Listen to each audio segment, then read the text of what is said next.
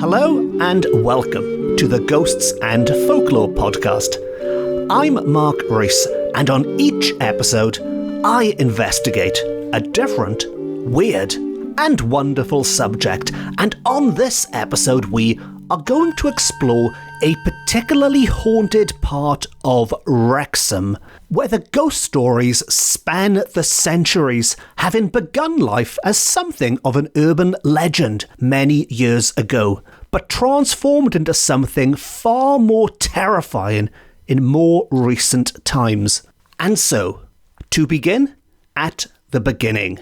And I should begin by congratulating Wrexham on becoming the latest Welsh city. Wales now has 7 cities. Wrexham is no longer a town, which is great news, although it does mean all of my earlier episodes to mention Wrexham and all of my books and articles to mention Wrexham are probably out of date now. But never mind, it's great news that Wrexham is a city, and more than that, Wrexham is a haunted city, as you will discover very soon. And before we dive into the ghost stories on this episode, I should give my thanks to and explain that all of the ghostly accounts on this episode come to us courtesy of Jane Pugh, the wonderful Jane Pugh, who I've mentioned a few times on this podcast now over the years, and who published books about Welsh ghosts in the 1980s and the 1990s. And this particular tale from Wrexham takes place in a part of the city, but back when it was a town, known as the Beast Market. The Beast Market, a market for beasts,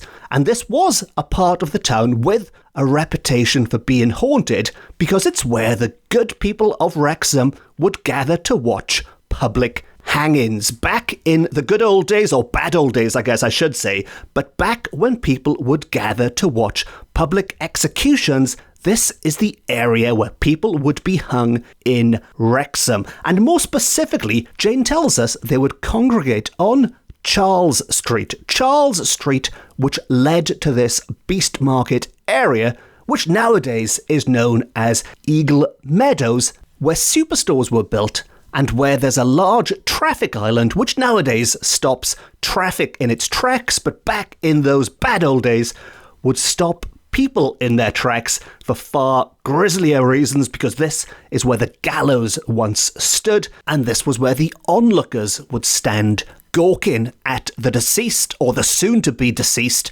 as they gasped their last breaths as they swung in the Wrexham air. And unsurprisingly, there are a number of spooky accounts attached to this area. Anywhere with such a gruesome history is naturally going to have ghost stories attached to it. But the earliest supposed gruesome crime to take place here does not involve the gallows. Rather, we are told there was a leather mill in this part of Wrexham with a very rich and a very sadistic owner who, in an account that sounds more like something from an Edgar Allan Poe story, something he would conjure up from his fevered imagination, but in one of the rooms, the sadistic owner is said to have walled up one of his servants and left them to die a horrible death. They were sealed up alive into this wall, and while his reasons for doing so are unknown, if indeed he had any reason for doing so, the proposed theory isn't the usual kind of explanation you'd expect in such ghost stories, because usually when a boss is accused of killing a servant, it's usually to silence them for some reason. Maybe they've seen something they shouldn't have seen. Maybe there's an illicit affair to cover up. Maybe there's a pregnancy to hide. But more often than not, there's certainly some premeditated reason, or even if it's in a fit of rage, there is some purpose for this rage, but not in this case. And maybe this makes it even more sinister as a result, because to quote Jane, we are told that this inhuman man might have done so having read about this horrifying practice, this practice of walling people up alive, being carried out in ages past by religious orders, and thought it a good idea. So the suggestion is that this is a deeply pious man, a religious man who read about people being walled up like this in days gone by and decided to do the same thing himself. And so maybe, besides being a sick individual, could there be some twisted justification for carrying out this act? Could it be that in much the same way that innocent people convinced themselves that to condemn an innocent woman as a witch, to sentence this woman to death, to hang or to burn, was in some way, in some twisted way, carrying out God's will? Maybe this man was thinking in a similar way, but whatever his reason, he committed this terrible crime, this terrible atrocity in his mill in this part of Wrexham known as the Beast Market many, many years ago. And now we are going to jump forward in time. We're going to jump into our TARDIS, our podcast equivalent of a TARDIS, and flash forward in time to a period I've spoken about many, many, many times on this podcast, my specialist century, you might say. We're going to head to the 19th century, to the Victorian age, and this mill, possibly with that servant still walled up inside it, was converted into a bakery. And reports soon began to emerge of some very strange activity in this bakery. Having converted the mill, something strange was happening inside. And the activity reported inside that bakery is another topic I've mentioned many a time on this podcast. They believed it was haunted by a poltergeist. There was poltergeist activity reported at this bakery. Specifically, we are told that ovens would roar into life entirely by themselves. At other times, they would burn so fiercely that the bread inside would burn. So the fire was turned all the way up to 11 and that bread would burn. But it also damaged the bread outside of the oven. So this wasn't just maybe somebody who couldn't use an oven properly, because outside of the ovens, the loaves were being damaged. And even the ingredients that made the bread wasn't safe. The yeast was found to be ruined, and never mind burning bread, they were unable to make bread full stop with it. Now, with time, these accounts gradually faded away. The ghostly reports just fizzled out. And with many of these 19th century ghost stories, especially those that just fizzle out like this, it is natural to point the finger at some human agency, at a disgruntled servant, maybe a member of the household. And never mind the paranormal explanations, you can just say, well, this poltergeist activity, it was just a member of staff who was sick of being treated badly and underpaid, or it was just a stroppy teenager who wanted to get their own back at their parents, whatever it might be. And I think in most cases, this is the most believable explanation. I mean, which do you think sounds more likely? A servant being paid a pittance wants a little bit of revenge on their employer, or an evil spirit from beyond the grave who is so bored in the afterlife they want to come back and practice their cooking skills in Victorian Wrexham? You be the judge. But in this case, the story doesn't end there, because the activity returned. The poltergeist struck back. And I don't mean a week later or a few months later or even a few years later. We are going to jump back into our TARDIS in a second, because the activity returned long after everyone involved with this case was dead and buried, or presumably dead and gone. If not, they were well into their hundreds, because the activity returned. And I did say this was a centuries-spanning ghost story. It returned in living memory. It was back in the late 1980s. And it was at this time that foolish mortals began some more renovation and rebuilding work in and around this area. Now, when they last did renovation work on this particular building, when it was transformed from a mill into a bakery, the poltergeist kicked off. And frankly, it's just common sense. This Beast Market area was known to be haunted, and if there's one thing we all know about hauntings, you don't go messing around with them. You certainly don't go knocking down walls and foundations and excavating things for the sake of progress after being warned that this is a very haunted area. But that is exactly what they did. All manner of smashing and bashing and trashing of these presumably much-loved buildings. And as a result, to quote Jane once more, this disturbed the spirits. She tells us, at the time of writing, there has been an increase in accounts of alleged manifestations. An increase in accounts of alleged manifestations. And anyone who has watched a handful of horror films could have warned the decision makers of Wrexham exactly what happens if you go around smashing and bashing much loved old buildings. And renovating these buildings in this part of Wrexham seems to have had the same effect as Walter Peck shutting down the containment unit in Ghostbusters, although maybe on a smaller scale. But whatever spirits, whatever poltergeists were quietly going about their afterlives were rudely awakened, and once more they were out and about looking for trouble in the big bad world. And, joking aside, in one account recorded at this time, a man did indeed die, and some did draw a connection between this man's death and the supposed increase in paranormal activity, which personally I find to be in slightly poor taste, but I will recount the facts to you as I found them. And we are told that a man was found dead in his back garden in this area.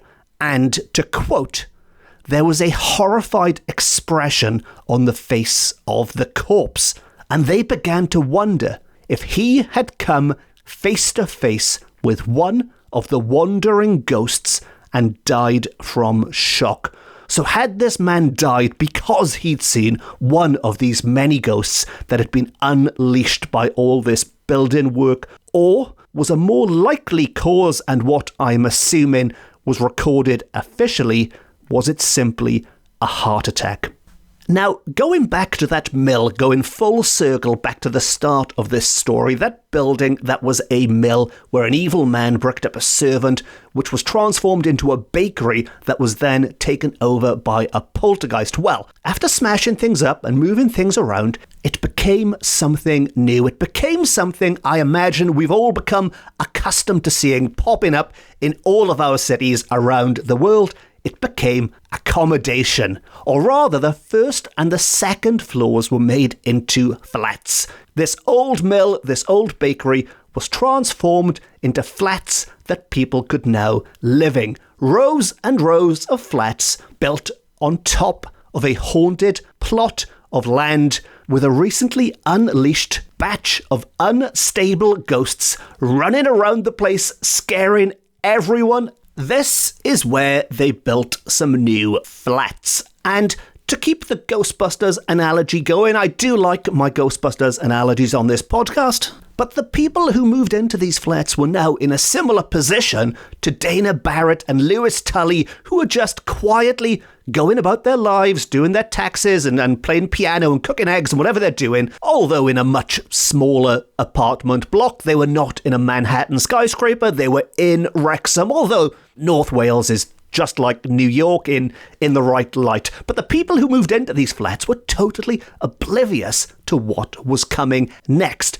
And in one apartment, there are two young female students living together. And both of them had what might be called paranormal experiences. But because they always happened when they were alone, and as such, they had no idea that the other one was experiencing the same things.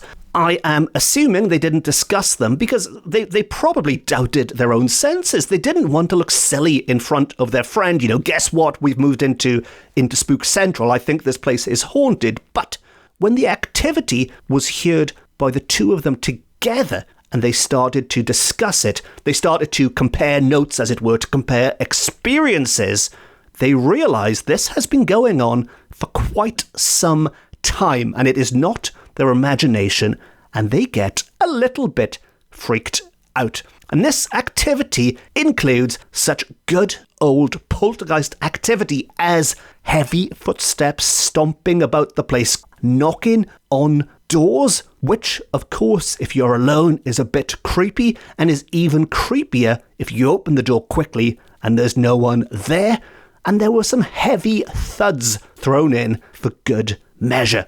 And in one example, since all of this had come to light, one of the girls was in bed when she heard these very sounds. She heard knocking on the door. She heard those footsteps, those ghostly footsteps outside. And she called out to what she assumed was her flatmate to come in. But there was no reply. When she got up and went to the door, she found, surprise, surprise, there was nobody behind it. The landing was empty. And when she walked downstairs, she found her flatmate typing away in the living room, where she claimed to have been for at least half an hour. So that's one example of the kind of activity the girls were encountering, but by far the creepiest discovery of all, and this really does bring our story full circle, is that when the two girls, along with their landlord, were decorating the flat, giving it a lick of paint, hanging up some new wallpaper, and of course, that ghost wasn't going to let them do that peacefully. If there's one thing we've learned on this episode, ghosts do not like redecorating. But in the bedroom, in the same bedroom we've just discussed where there were knocks on the doors and stamps outside, they were ripping off the old wallpaper, and they discovered that a part of the wall underneath had been blocked off many years ago. And I hope at this point in the tale, the hairs on the back of your neck have just started standing up. So underneath the wallpaper, hidden in that bedroom, was a section of the wall that had been blocked off many years ago. Now, the girls had no idea why. Neither did the landlord, I'm assuming. But the mystery deepened when, as they were working out the dimensions for repapering, when they were, I'm assuming, going around with a measuring tape, checking corner to corner, how much do we need? They discovered an area over the corridor and staircase, which was, to quote, puzzling as it did not seem necessary. So they found a blocked off wall. Then they found this unnecessary piece of some room jutting out over the staircase they could think of no possible purpose for. Was this just wasted space? Well, these girls who, after experiencing all of these strange sounds in their flat, might, just might, have found evidence that that story from many, many years ago, what sounds like an urban legend of some evil mill owner walling up a servant alive, had they found evidence that backed up this story? They had certainly found a blocked off wall. They had certainly found a section of the building that no one could get to and seemed to serve no purpose. Did this add a bit of credibility to the suggestion that evil mill owner did indeed brick up a servant? And if so, were they responsible for the hauntings, for the poltergeist activity that plagued this building for the centuries that followed there in Wrexham, just off Charles Street, in an area once known as the Beast Market? Well, the answer to that question remains a mystery for now. But to wrap up this episode on a lighter note, I don't like ending on a downer. And we are told that those two girls in that flat were not afraid of their ghostly housemate. Even if they weren't paying their share of the rent, they weren't splitting the cost 3 ways, I'm assuming. But they were said to be hopeful that when the renovations were finished, when all the painting and the decorating was done, they might calm down once more. So like all the other ghosts in the area, this ghost didn't like having their afterlife disturbed by meddling young girls moving things about. But hopefully, after the place had been given a lick of paint, they could rest in peace once more. And they even gave the ghost a name, which might have sounded quite nice in the 1980s. It's a little bit more unfortunate nowadays, but they called him Dick. Dick the ghost, which I am hoping is Dick as in short for Richard, a good, honest Welsh name like Richard Burton, Dick and Liz, Liz and Dick, as opposed to Dick as a comment on, as a reflection of the ghost's behaviour. But I guess the only way we'll really know the truth behind all of this is to do even more renovation work, which, frankly, as we all know, is a little bit dangerous in Wrexham. If you start messing with these buildings, who knows what you might unleash? Who knows what terrors we might set free in Wrexham? Maybe Dick is lying in wait to come out once more. And frankly, Wrexham, while it might be very similar to Manhattan, does not have the Ghostbusters to come and save the day. Although I guess it does have its own heroes. Nowadays, maybe we could bring on the Deadpool and Rob McElhenney. And on that note, we've reached the end of another episode of the Ghosts and Folklore podcast. And if you've enjoyed this episode and you haven't already, please consider hitting the subscribe button and you will never miss an episode ever. And if you want more Wrexham ghost stories, my favourite ghost story of all is from Rosset, just on the outskirts of Wrexham. But if you want more Wrexham ghost stories, I've recorded a few over the years, back in the days when Wrexham was a town rather than a city, and you can find all of those in the archive. And if you've really enjoyed this episode, you can help support the podcast and keep me going well into the future by treating me to a coffee via my website, or you could just leave a nice review, a nice rating. And if you'd like more ghosts and folklore from Wales, you can follow me on social media. I'm on all of the main platforms, and as well as this podcast, I've also written a number of books about similar weird and wonderful subjects, which are available from all good bookshops, offline and on. And on that note, it just leaves me to say thank you very much for listening. Diolch yn fawr iawn am wrando. I've been Mark Rees. This has been my Ghosts and Folklore podcast, beaming to you from Wales to the world. And remember, if you're thinking of doing some DIY, it's always worth checking behind the walls. Until next time, Nos Calan.